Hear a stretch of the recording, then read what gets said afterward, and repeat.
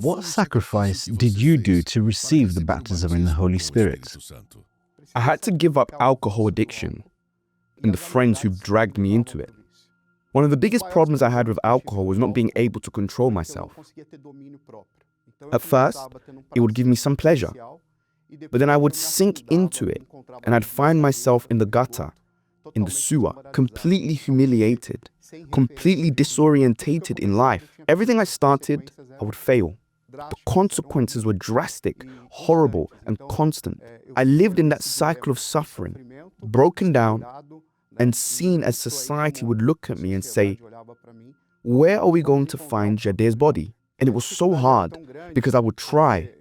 Because after the effect wore off, the emptiness would come and I would fall into despair, a cry for help in my soul, crying out for help.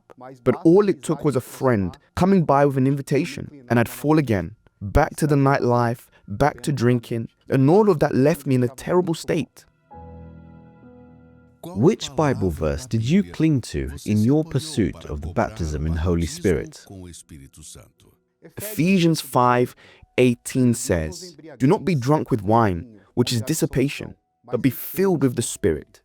That's the verse I held on to. So, I began my journey of fighting against my own will, just as it is also written, "And its desires is for you, but you should rule over it." I started seeking God for my deliverance from that. So I gave up those friendships. I gave up that addiction, and I started seeking the Holy Spirit. And that search involved sacrifice. It involved denying myself. I remember waking up in the early hours, thirsty for the Holy Spirit, and I would seek Him intensely. I'd dive into the Word, and that began to have an effect inside me, to the point of not recognizing who I was anymore. And that kept cleaning and cleaning me until the great day came, the day when I was able to have the greatest experience of my life. It was better than the day my son was born, better than my wedding day. It was the day I had a real encounter with God Himself. It was in a meeting on a Wednesday night when I had the chance to go up on the altar. And by faith, it was God Himself embracing me. And there was such a complete outpouring of the Holy Spirit that it began to bring results that remain in my life to this day. A day of completeness, a day when God called me into His kingdom. He gave me the chance to live something brand new, completely different from anything I'd ever known, far beyond drinking and all those fleeting pleasures I once had. Now I am complete. Now I have something that is for all eternity, something so fulfilling that I don't even have the words to describe and express it. Today, God is my greatest reason to live. He is my total joy.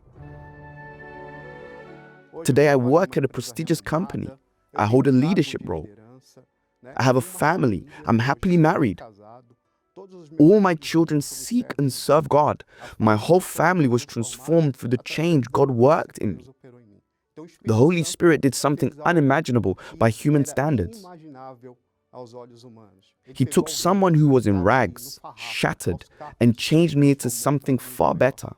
Never again will I be found in the sewers, in the drains, in the gutters, because God delivered me, took me out of that place, and brought me somewhere much better, which is His presence. And the presence of the Holy Spirit is here, inside me. And that's how we'll keep walking, from faith to faith, always moving forward with heaven as my goal.